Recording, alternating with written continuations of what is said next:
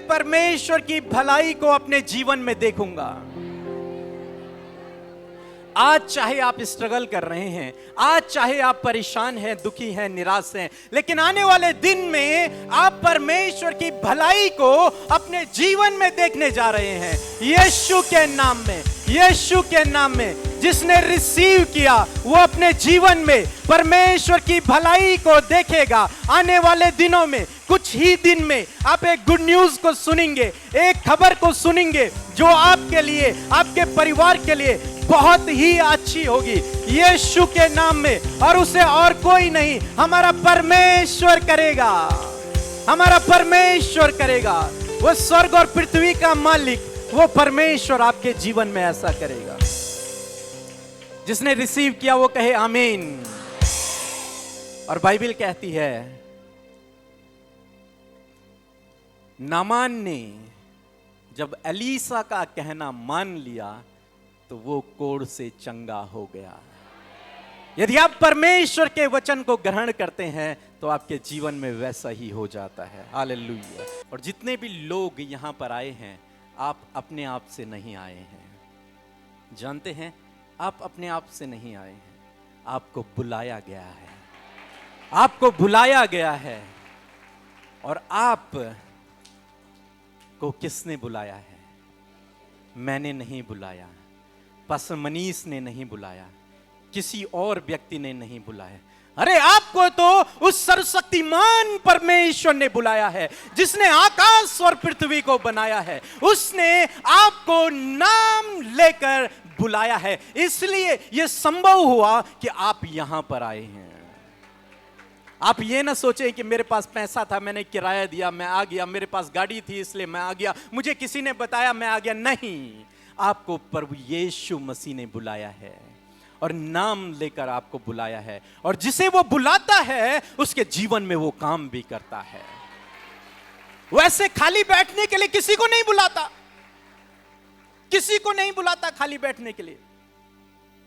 उसके पास योजना है, उसके पास कुछ काम है आपके लिए, इसलिए उसने आपको बुलाया है।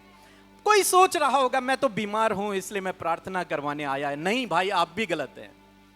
कोई सोच रहा है मैं प्रॉब्लम में हूं इसलिए मैं यहां पर आया हूं। नहीं, आप भी गलत हैं। कोई सोच रहा होगा मेरे पास्टर ने मुझ पर दबाव डाला इसलिए मैं यहां पर हूं। आप भी गलत हैं। हकीकत यह है कि परमेश्वर के पास आपके लिए योजना है और इसलिए परमेश्वर ने आपको यहां पर बुलाया है।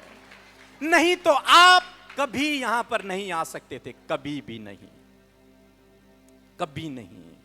जब तक परमेश्वर न बुलाए तब तक कोई उसके पास नहीं आ सकता। और आप वो बुलाए गए लोग हैं, आप वो चुने गए लोग हैं जिन्हें परमेश्वर ने स्वयं बुलाया है। और मैं धन्यवाद करना चाहूंगा यहां पर बैठे सभी पास्टर लोगों के लिए। आप सभी का मैं बहुत बहुत धन्यवाद करता हूं और स्वागत करते हैं। जोरदार तालियां बजाएंगे। और जितने भी लोग दूर से आए हैं, दूर से आए हैं, बहुत सारे लोग हैं जो बहुत दूर दूर से यहां पर आए हैं, हम आपका धन्यवाद करते हैं और प्रभु की इस कलीसिया में आपका स्वागत करते हैं, प्रभु की इस देह में आपका स्वागत करते हैं। आप यहां पर आए और परमेश्वर का आप एक अंग बने, ये परमेश्वर के लिए और हमारे लिए बहुत बड़ी बात है। आप परमेश्वर के एक अंग हैं। हालेलुया। बाइबल में एक व्यक्ति के विषय में लिखा हुआ है, मानो नामक एक व्यक्ति था और उसकी पत्नी थी।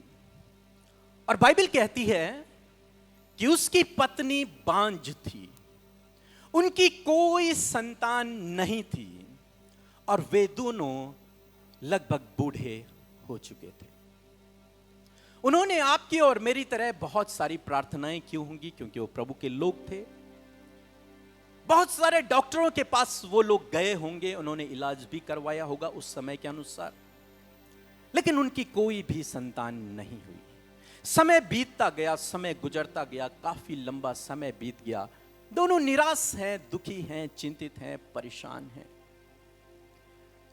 लेकिन एक दिन ऐसा आया जब मानो की पत्नी खेत में काम कर रही थी और वहां परमेश्वर का दूत उसके पास उपस्थित हुआ और परमेश्वर के दूत ने उससे कहा कि तू गर्भवती होगी। हालेलुया। परमेश्वर के दूत ने उससे कहा कि तू गर्भवती होगी। आज सुबह में मैं कहना चाहूंगा, जितने लोग यहां पर बैठे हैं जो निराशा में हैं, जो कई लंबे समय से प्रार्थना कर रहे हैं, उनको उसका रिजल्ट नहीं मिल रहा। आप सोच रहे होंगे, क्यों मेरे जीवन में ऐसा हो रहा, क्यों मेरी प्रार्थना का उत्तर नहीं आ रहा, क्यों प्रभु तो उसके जीवन में काम करता है, मेरे जीवन में क्यों नहीं? क्या तू पक्षपाती है? तूने उसको संतान दी, मुझे नहीं। वो कैंसर से चंगा हुआ, मैं नहीं। उसके जीवन में काम हुआ, मेरे जीवन में नहीं। क्यों प्रभु, क्यों? मैं आपको कहना चाहूंगा कि जब प्रभु डिले करता है, उसके लिए उसके पास बड़ी योजना होती है। उसके पास, परमेश्वर के पास उस व्यक्ति के लिए बहुत बड़ी योजना होती है। यदि डिले हो रहा है आपकी लाइफ में, बड़ी योजना है, बड़ी योजना है। आप मेहनत कर रहे हैं, आप संघर्ष कर रहे हैं, आप कोशिश कर रहे हैं, लेकिन फिर भी रुकावट है। आप यूं समझ लीजिए, परमेश्वर कुछ बड़ा करने जा रहा है। परमेश्वर के दूत ने उससे कहा कि तू गर्भवती होगी। और यह तो एक छोटी बात है, इससे बड़ी बात यह थी कि जो तेरे गर्भ से पैदा होगा वो परमेश्वर का नाज़ीर होगा जन्म से ही। जो तेरे गर्भ से पैदा होगा वो परमेश्वर का चुना हुआ होगा, वो परमेश्वर का अभिषिक्त जन होगा। मैंने कहा, यदि डिले हो रहा है, इसका मतलब कुछ बड़ा प्लान है, कुछ बड़ा प्लान है।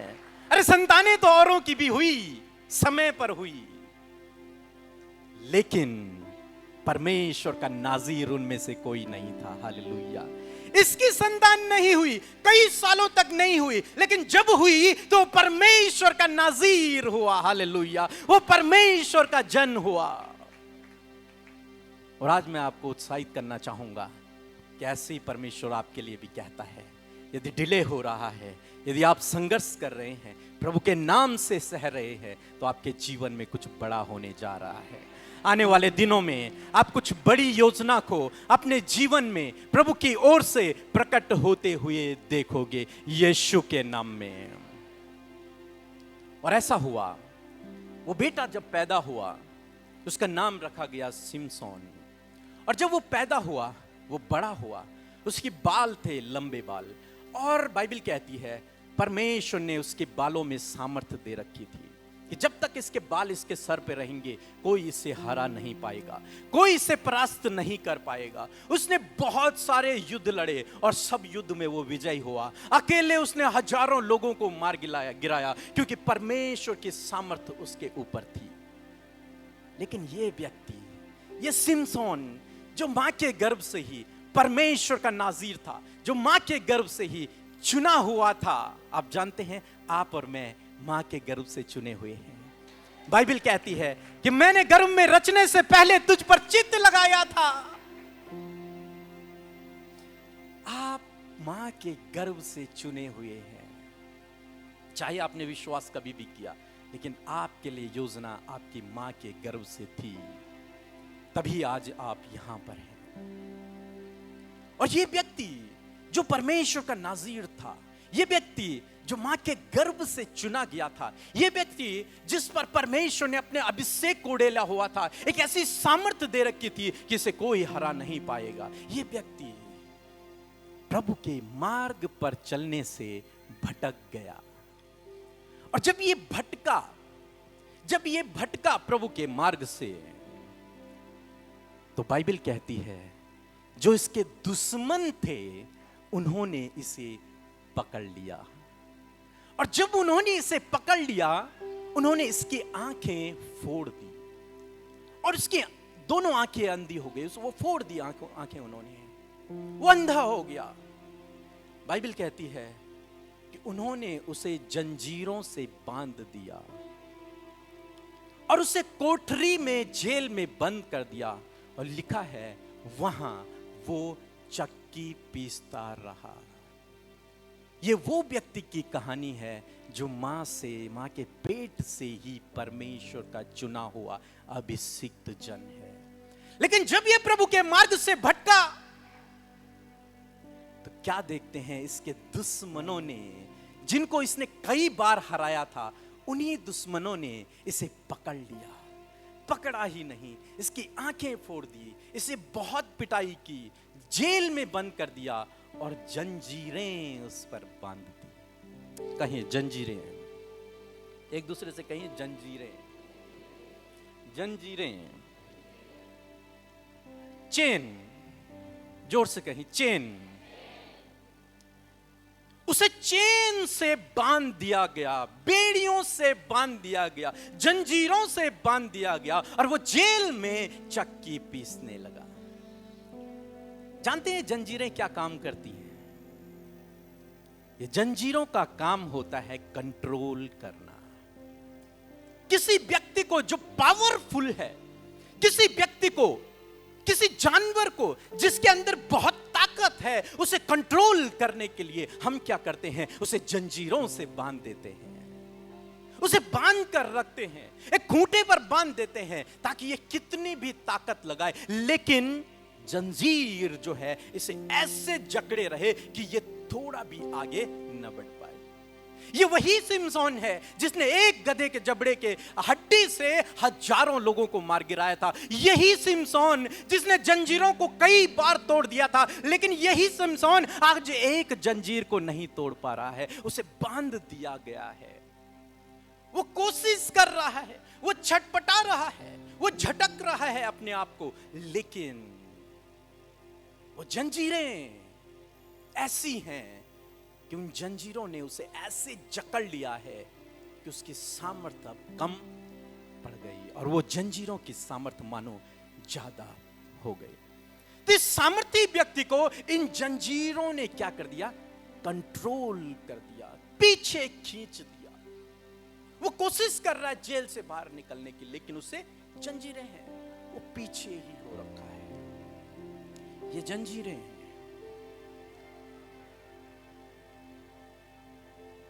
ये जंजीरें उसको रोकने लगी। वो चाहता था कि मैं, जिन लोगों ने मेरी आंखें फोड़ी हैं, मैं इन्हें मार दूं। वो चाहता था बदला लेना, वो चाहता तो बहुत कुछ था, लेकिन नहीं हो पाया। वो चाहता बहुत कुछ था, लेकिन नहीं हो पाया। और वो व्यक्ति वहीं चक्की पीसता रह गया, केवल और केवल किसके कारण? जंजीर। आप जानते हैं विरोधी दुश्मनों ने उस पर इन जंजीरों को डाल दिया था। आदम और हवा को जब परमेश्वर ने बनाया और जब उन्होंने परमेश्वर के विरोध में काम किया, तो इस दुष्ट शैतान ने उनके ऊपर मानो जंजीरें डाल दी। इस दुष्ट शैतान ने उन्हें मानो कंट्रोल कर दिया, अपने वश में कर दिया। अब वो जो परमेश्वर के स्वरूप में बनाए गए थे, वो कितनी भी कोशिश कर रहे हैं, लेकिन वो किस में हैं? जंजीरों में जकड़े हुए हैं। वो पाप की जंजीर, उसमें वो जकड़े हुए हैं। वो मृत्यु की जंजीर, उसमें वो जकड़े हुए हैं। आज हो सकता है आप में से बहुत से लोग जो यहां पर बैठे हुए हैं, आपको परमेश्वर ने चुना, आपको परमेश्वर ने बुलाया, लेकिन हो सकता है आज आप किसी जंजीर में जकड़े हुए हो। वो पाप की जंजीर में जकड़े हुए हो, वो नशे की जंजीर में आप जकड़े हुए हो, वो रॉन्ग रिलेशनशिप में आप जकड़े हुए हो, वो एडिक्शन में आप जकड़े हुए हो, उस अशांति में आप जकड़े हुए हो, उस लड़ाई झगड़े में आप जकड़े हुए हो। ऐसी बहुत सी जंजीरें जो आपको पीछे खींच रही हैं। आप आगे बढ़ना चाहते हैं, लेकिन वो जंजीरें आपको पीछे खींच रही हैं, वो चेन्स आपको पीछे खींच रही हैं। वो कर्स की, उस श्राप की जंजीर, वो दुष्ट आत्माओं की जंजीर, उन्होंने मानो आपको जकड़ा हुआ है और आप आगे बढ़ने की कोशिश कर रहे हैं, लेकिन वो जंजीरें आपको पीछे खींच रही हैं, वो आपको आगे नहीं बढ़ने दे रही। यदि आप अपने जीवन में ऐसा महसूस कर रहे हैं कि मैं तो आगे बढ़ना चाहता हूं, लेकिन मुझे कोई है जो पीछे खींच रहा है, तो और कोई नहीं, ये जंजीरें हैं जो आपको पीछे खींच रही हैं। आप निकलना चाहते हैं बाहर, लेकिन वो आपको खींच रही हैं। आप इस पाप से बचना चाहते हैं, लेकिन वो आपको अपनी ओर खींच रही है। फेलियर, असफलता की जंजीर। आप सफल होना चाहते हैं, मेहनत कर रहे हैं, लेकिन वो असफलता की जंजीर आपको पीछे खींची हुई है। बीमारियों की जंजीर, जनरेशनल डिजीज की जंजीर, उन्होंने आपको मानो पकड़ा हुआ है और वो आपको आगे नहीं बढ़ने दे रही, वो आपको पीछे खींचती चली जा रही है, आपको मानो रोके हुए हैं। यदि आज आपको ऐसा लगता है कि मेरे जीवन में कुछ ऐसा है, तो परमेश्वर का वचन आज आपसे बातचीत करता है। सिमसोन जब जंजीरों से जकड़ दिया गया, उसे एक दिन बाहर निकाला गया एक सभा में। ऐसी एक सभा थी, हजारों विरोधी फिलिस्तीनी वहां पर थे। उसे 2 खंभों के बीच में बांध दिया गया और वो चेनों से बंधा हुआ था। वहां पर उसने एक बार प्रभु से कहा, प्रभु एक बार फिर से मुझे उसी सामर्थ से भर दे। और जब उसने प्रार्थना की, बाइबल कहती है कि परमेश्वर ने उसे ऐसी सामर्थ से भरा कि उसने दोनों हाथों से उन खंभों पर ताकत लगाई, उन जंजीरों को खींचा और वो पूरी बिल्डिंग टूट गई, गिर गई, और जितने भी विरोधी थे वे सब के सब वहीं मरकर समाप्त हो गए। ये जंजीरें, खुशी खबर ये है, ये जंजीरें आपको जकड़ नहीं पाएंगी। हालेलुया। ये जंजीरें आपको ज्यादा देर तक जकड़ नहीं पाएंगी। आज वो दिन है जब आप इन जंजीरों से छूट कर जाएंगे। आज वो दिन है जब आप इन जंजीरों से स्वतंत्र होकर जाएंगे। हालेलुया। हमारा प्रभु यीशु मसीह, हमारे देश के फ्रीडम फाइटर, उन्होंने युद्ध लड़े और हमारे देश को उन जंजीरों से आजाद कर दिया। और हमारा प्रभु यीशु मसीह जो स्वर्ग छोड़कर आपके लिए यहां इस धरती पर आया, वो इसीलिए आया ताकि आपको इन जंजीरों से आजाद कर दे। हालेलुया। उस दुष्ट की जंजीरों से जो उसने आदम और हवा के गले में डाल दी थी, उस जंजीर से, उस मौत की जंजीर से, उस पाप की जंजीर से परमेश्वर आपको आजाद करे। इसलिए प्रभु यीशु मसीह आपके और मेरे लिए इस धरती पर आ गया ताकि आप और मैं एक स्वतंत्र जीवन को जी सके। ये खुशखबरी है। अरे सिमसोन को वो जंजीरें अंत तक जकड़ नहीं पाई। अंत में परमेश्वर की सामर्थ उस पर आई और वो विजयी हुआ। हालेलुया। लिखा है उसने जीते जी उतने विरोधियों को नहीं मारा जितने उसने उस दिन मार दिए थे। हालेलुया। हमारा परमेश्वर ऐसा अद्भुत करने वाला परमेश्वर है। और यीशु मसीह के लिए लिखा है पहला यूहन्ना की किताब उसका 3 अध्याय और 8 पद में लिखा है कि परमेश्वर का पुत्र प्रभु यीशु मसीह इसलिए प्रकट हुआ कि शैतान के कामों को नाश करे। हालेलुया। उस शैतान की जंजीरों को तोड़ दे और आपको स्वतंत्र कर दे। वो इसलिए आया। उसके आने का उद्देश्य ये था। वो कहता है कि मैं इसलिए आया हूं ताकि बंधुओं को छुटकारे का संदेश सुनाओ। वो आया ही आपको स्वतंत्रता देने के लिए है। वो आया ही आपको फ्रीडम देने के लिए है। इन चेन से, उस कारागार से, उस जेल से आपको स्वतंत्र करने के लिए आया है। हालेलुया। और जैसा कि आज हम देख रहे हैं कि यहां पर महिलाएं ज्यादा हैं, तो पहली बार जब हमने सिमसोन के विषय में देखा था, किसको चुना? किसको चुना परमेश्वर ने? महिला को। किसको चुना? और जब स्वर्ग से उद्धारकर्ता ने जन्म लिया तब भी उसने चुना किसी महिला को। एक महिला, एक स्त्री जगत के, इस पूरे जगत के लिए उद्धारकर्ता को लेकर आई। हालेलुया। एक स्त्री हो सकता है पुरुष की नजरों में छोटी हो सकता है पुरुष की नजरों में स्त्री तुच्छ हो, लेकिन परमेश्वर की नजरों में यदि मैं कहूं आप पुरुष से भी बड़े हैं। हालेलुया। क्यों बड़े हैं? क्योंकि वो स्वयं आपके गर्भ में आया। हालेलुया। उसने आपके गर्भ में जन्म लिया, पुरुष के नहीं। आप उसके लिए बहुमूल्य हैं। पहली बार भी चुना स्त्री को, दूसरी बार भी चुना स्त्री को, और उस स्त्री के द्वारा आया ये छुटकारा देने वाला यीशु, ये उद्धार करता यीशु उसके गर्भ से बाहर निकल आया। आज मैं आपको उत्साहित करना चाहूंगा, जितनी भी बहनें यहां पर बैठी हुई हैं, आप वो व्यक्ति हैं जिसके द्वारा जगत उद्धार पाता है। हालेलुया। जिसको परमेश्वर जगत के उद्धार के लिए इस्तेमाल करता है, आप वो व्यक्ति हैं, आप वो लोग हैं। आप समाज की दृष्टि में हो सकता है तुच्छ हो, छोटे हो, लेकिन परमेश्वर की दृष्टि में आप बहुत बड़े हैं। वो आपके द्वारा काम करता है, और इतिहास गवाह है कि यीशु मसीह से लेकर अब तक जो सबसे अधिक काम किया है वो स्त्रियों ने किया है। यहां पर देखो कौन ज्यादा है? स्त्रियां ज्यादा है।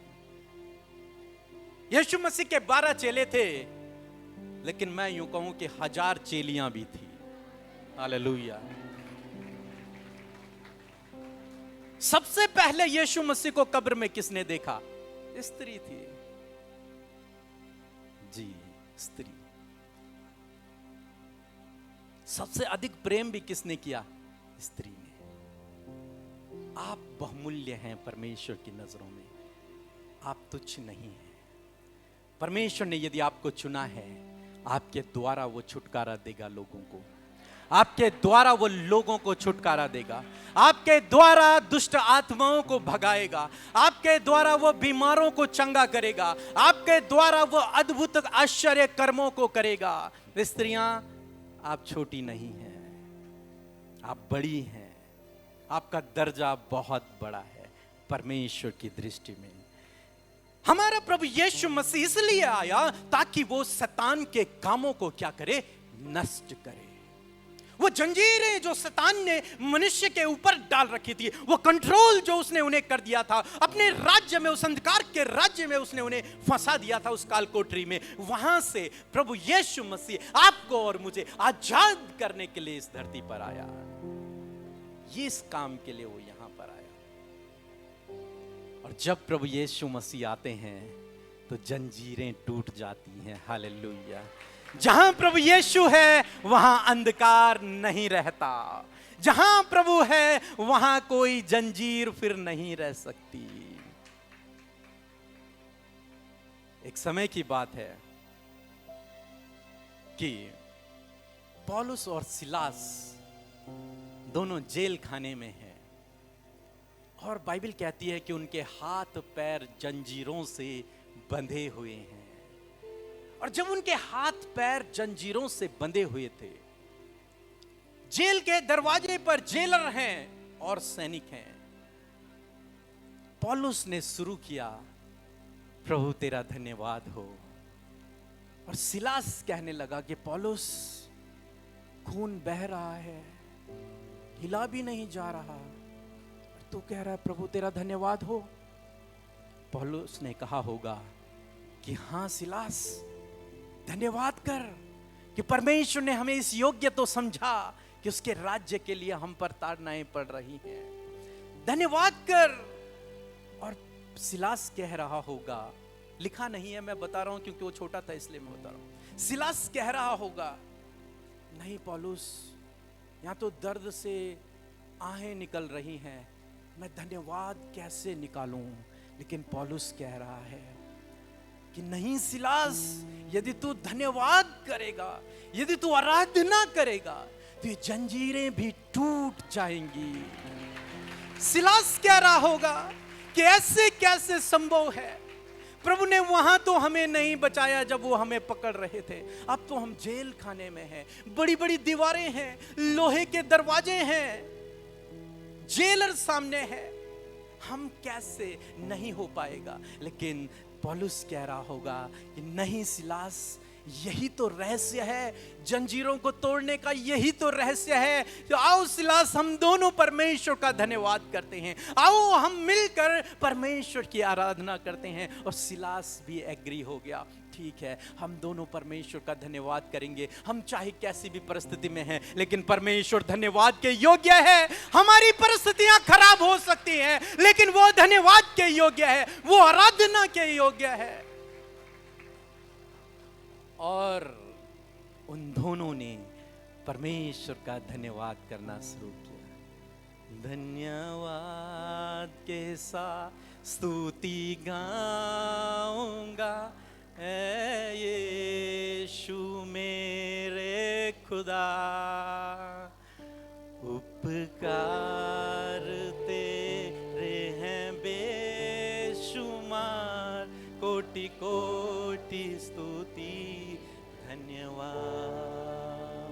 और जब उन्होंने धन्यवाद किया, बाइबल कहती है जेल की दीवारें नींव से हिल गई और उनकी बेड़ियां टूट गई, वो जंजीरें टूट गई और वो उस दिन वहां से आजाद हो गए, स्वतंत्र हो गए। क्योंकि जहां प्रभु यीशु आता है वहां स्वतंत्रता है, जहां प्रभु यीशु मसीह आता है वहां फिर कोई जंजीर नहीं रहती, वहां स्वतंत्रता, वहां बेड़ियां टूट जाती हैं, वहां जेल नींव से हिल जाती है।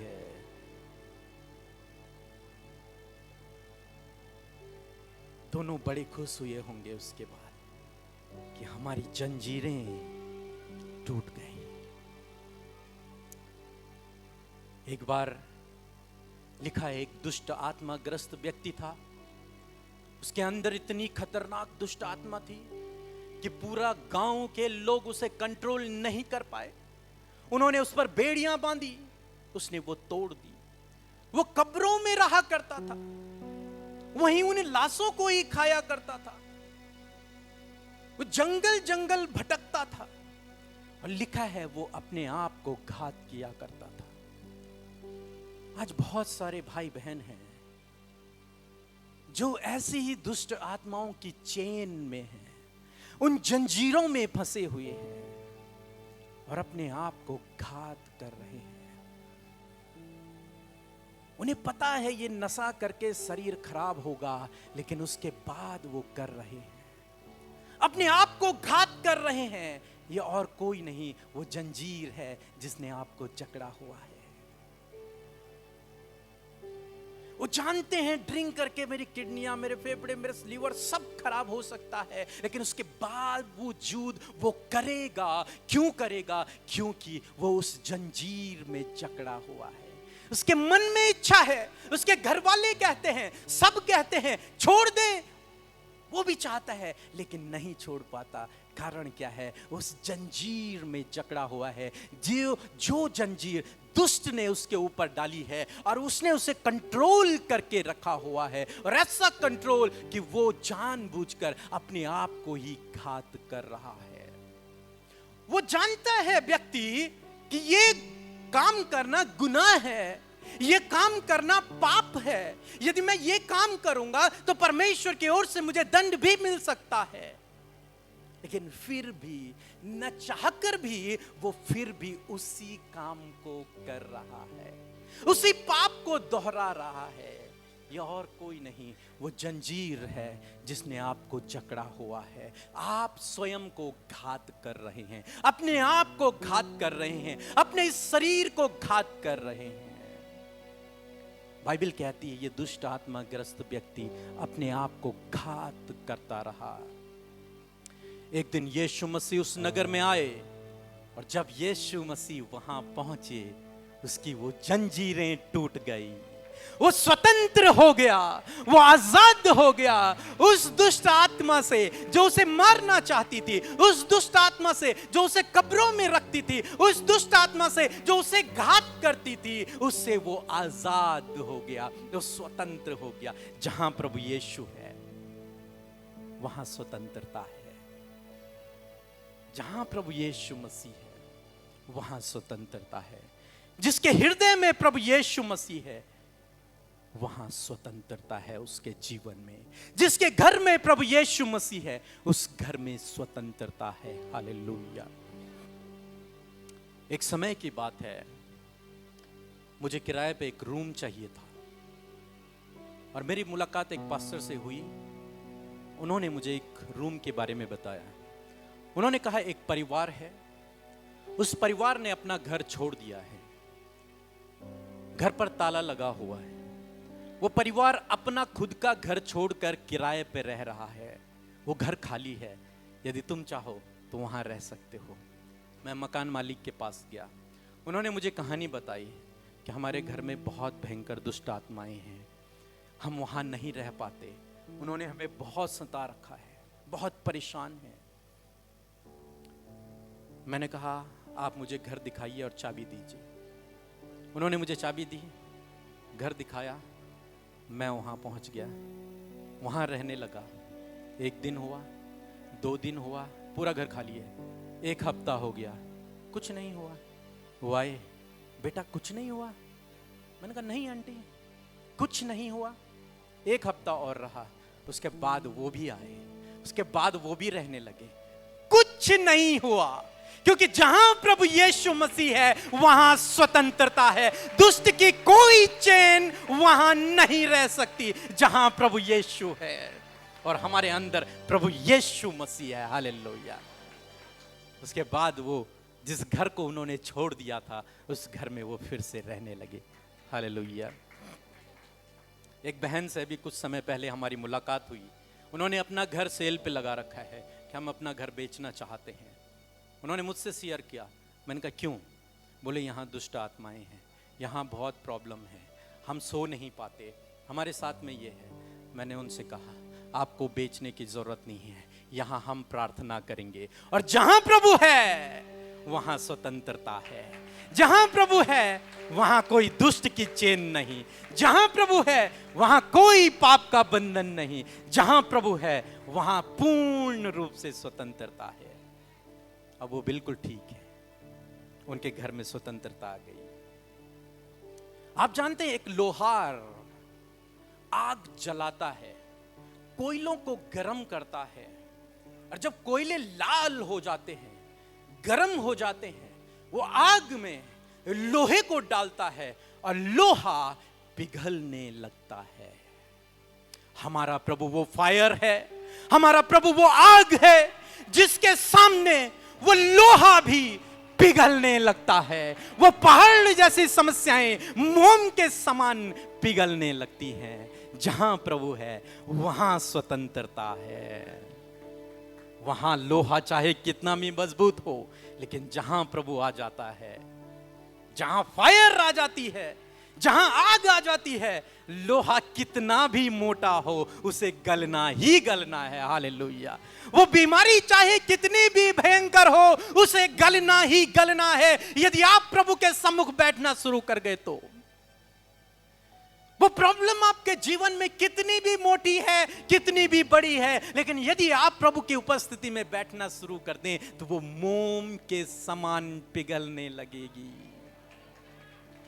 मोम के समान पिघलने लगेगी। भजनकार कहता है कि उसके जीवन में एक समय ऐसा आया, भजन संहिता 18 में लिखता है 4 और 5 पद में, कि एक समय ऐसा आया भजनकार के जीवन में जब वो कहता कि मृत्यु की रस्सियों ने मुझे चारों ओर से घेर लिया था। मृत्यु की उन रस्सियों ने मुझे चारों ओर से घेर लिया था। पाताल की उन रस्सियों ने मुझे चारों ओर से मानो जकड़ लिया था। मीन्स वो मौत के बिल्कुल करीब था।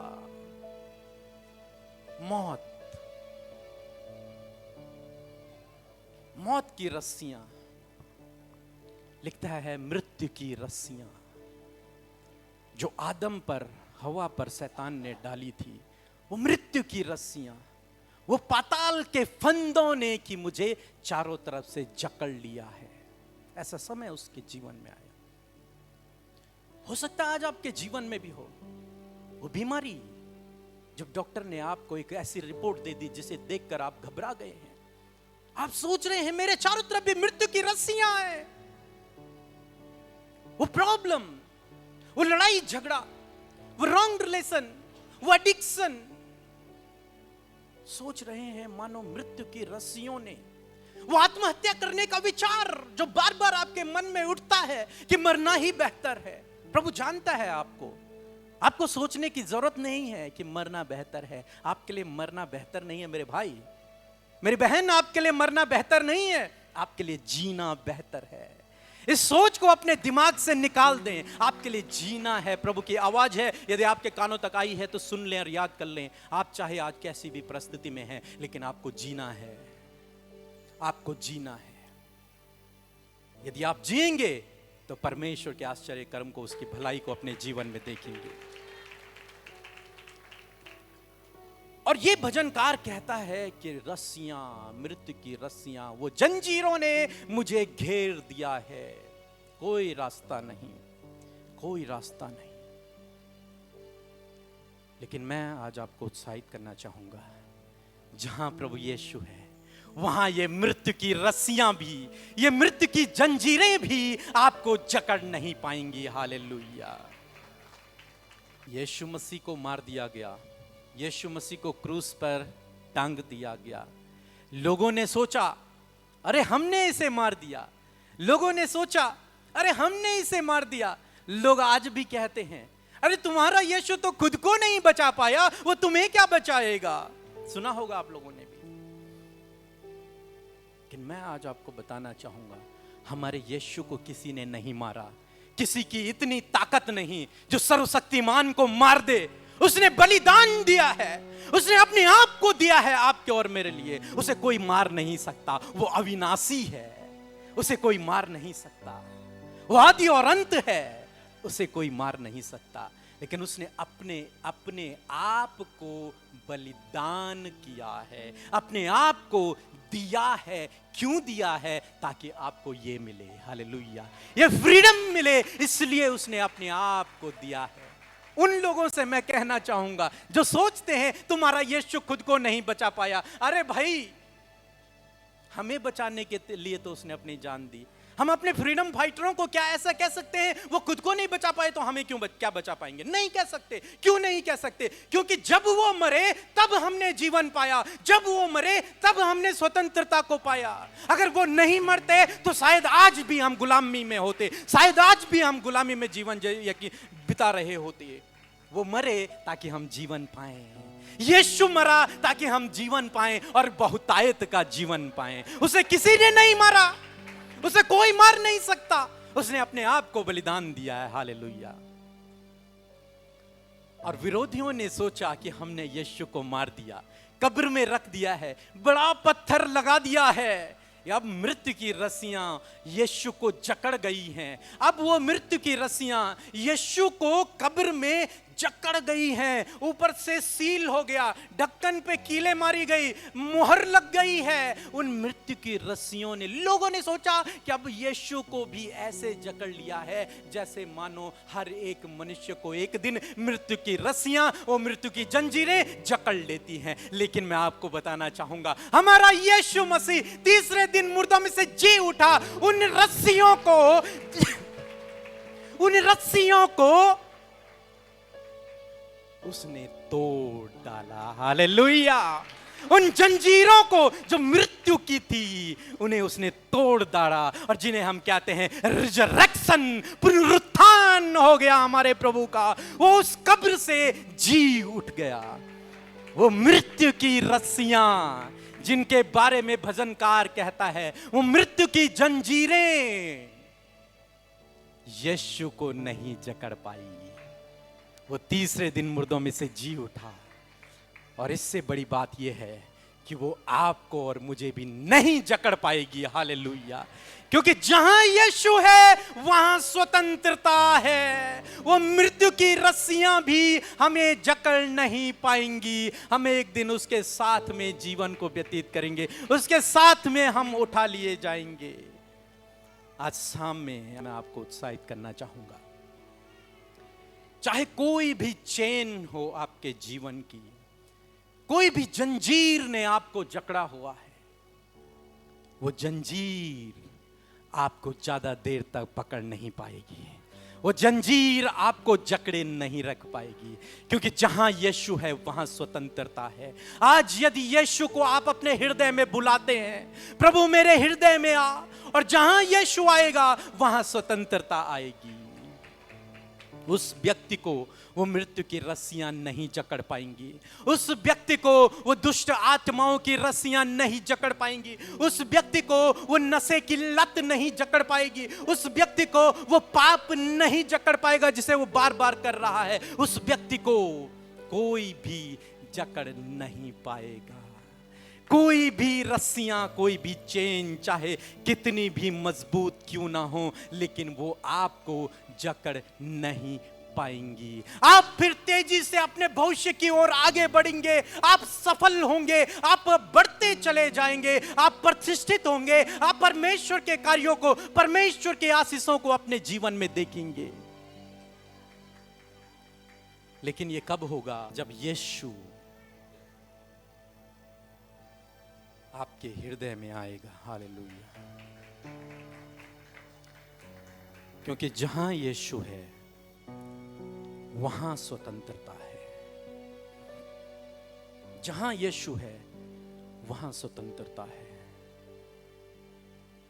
आप सोचें कि मैं मेहनत करता हूं, मैं सब कुछ करता हूं, लेकिन फिर भी आगे नहीं बढ़ पा रहा हूं, तो इसका क्या मतलब है? इसका मतलब यही है, चेन। मैं इस लत को छोड़ना चाहता हूं लेकिन छोड़ नहीं पा रहा हूं, इसका क्या कारण है? वो चेन। मैं प्रार्थना कर रहा हूं लेकिन उसके बावजूद उस पाप में ही गिर रहा हूं, क्या है? वो चेन है। वो जनरेशनल कर्स हैं। वो आपके द्वारा बोले गए वो शब्द हैं जिन्होंने आपको जकड़ लिया है। मैंने सब जगह इलाज करवा दिया लेकिन फिर भी कुछ नहीं हो रहा है। वो मृत्यु की रस्सियां हैं। लेकिन जहां प्रभु है वहां स्वतंत्रता है। जहां प्रभु है वहां स्वतंत्रता है।